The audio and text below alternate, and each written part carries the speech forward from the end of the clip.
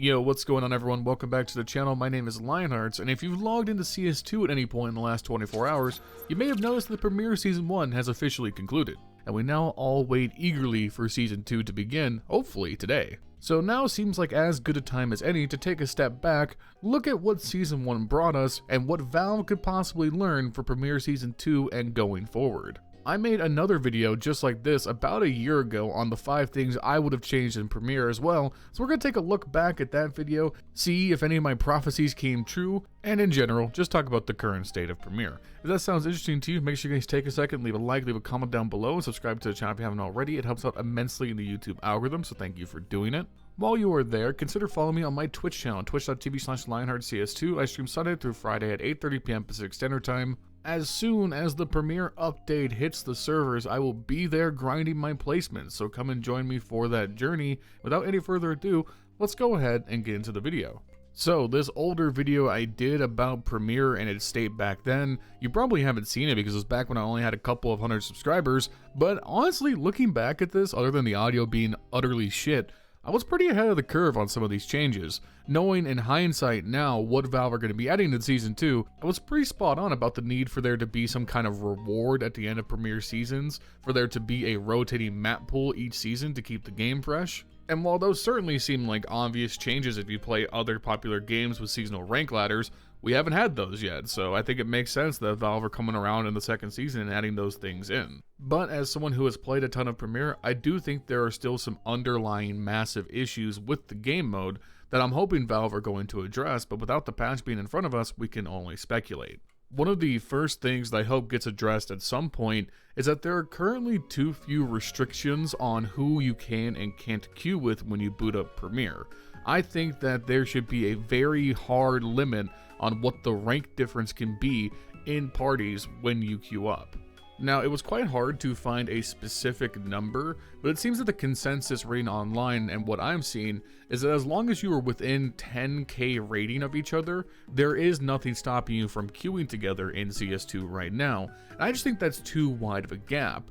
The difference in ability between a 10k player and a 20k player is just too vastly great. And if you're someone who lies more in the middle, like for the sake of example, let's say you were 17k and you matched into a 5 stack where you had like a 20k, an 18k, a 15k, a 10k, and like a 13k player, that match is going to feel very weird because 2 of those players just simply aren't up to the same standards that you are, and if you lose that game, well, those players that are significantly below your rank are just getting boosted upwards. Since Premiere is supposed to be the serious ladder compared to matchmaking, I think it's more than fair that Premiere be restricted so you have to be within 5,000 points of anyone in your party to be able to queue together.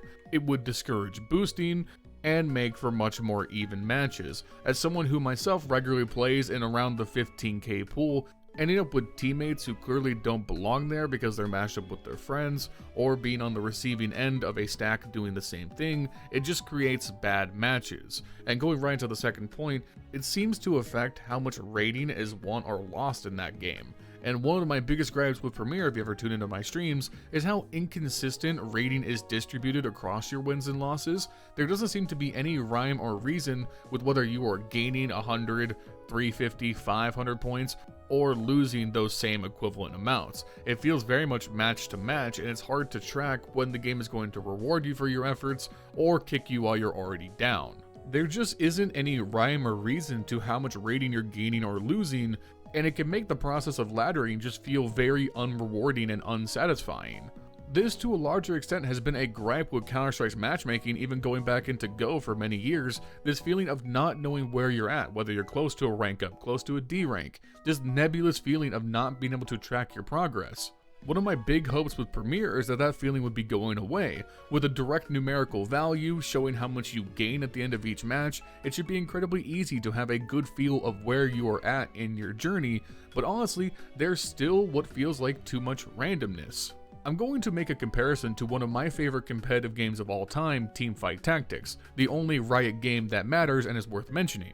In that game, tracking where you are at during your journey climbing the ladder is very easy to follow because how you gain and lose points is very well laid out. There is a maximum you can get for a win, there is an absolute limit to what you can lose in a loss, and you know what the spectrum is in between. So if we were to bring this over to Counter-Strike, for example, let's just say that winning in Premier was worth 200 points every single time.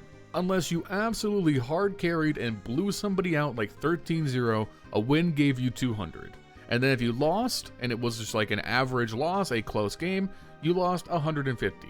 Then there's a little bit of variance in between. If you win and you carried, but it was still close, maybe that jumps up to like 250. If you body somebody out in like a 13-0 and the game thinks you don't belong in this rank, you can accelerate it to further points. The same thing can happen when you lose. Let's say that again, standard loss is 150, so that way as long as you win the majority of your games, you are progressing forward. But let's say you get absolutely blown out, you have a terrible game, you go 0 for 37 or whatever. Yeah, maybe you could increase that to around 200. The point is, make things very clear as to what is at stake game to game. That way, every time you queue a Premier, you're not sitting there having to pay attention at the beginning of the game to see if the gods of Counter-Strike are going to fuck you over with a minus 500. There's just nothing more deflating than loading into a Premier game, especially if you're already on a streak of not doing well, seeing that if you win, you only gain about 100, but if you lose, you're gonna lose 3 games worth of progress. That's just not satisfying. On top of that, and this is probably a more controversial change, another thing I think Valve could directly rip from teamfight tactics, and one of the coolest things I've seen done in a ranked ladder, is adding an absolute floor. What I mean is, when playing TFT, once you reach a new rank threshold, you move from silver to gold. You can no longer D-rank back into silver. You will stay at gold 4, 0 LP until you can climb out. And the rationale for doing this I think makes total sense. What they are trying to do is get rid of the absolute worst feeling you can have when playing the game, and that's demoting. They're saying that no, listen, you've reached, let's say 10k in Premier for example.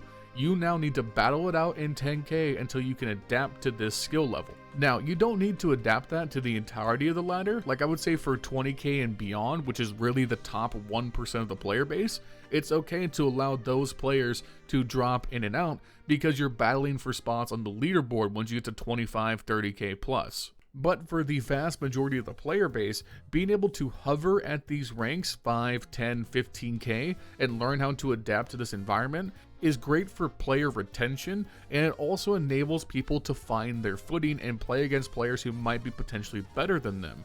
If you're someone who is right on the fringe of a rank, let's say you're right on the fringe between 9k and 11k, oscillating back and forth having to deal with the demotion matches might actually hurt your motivation. Whereas if you stay at 10k and have to learn to adapt to the environment, you will be more likely to stay longer term. At least that's what we've seen in TFT since they added this like well over 3 years ago. Now that last suggestion I think will be a bit controversial, especially because Valve very much advertised how much they wanted the demotion matches to be an aspect of Premier. And I totally get that. I just think in actuality, that oscillation back and forth can just be very demotivating to a player. Bottom line is, I think some tweaks to how rating is accumulated and lost will help a lot with retention while in Premier, because as somebody who played Premier more or less every night on my stream, while I had a lot of fun playing, but the most frustrating times where I felt like the game was just trying to fuck us over.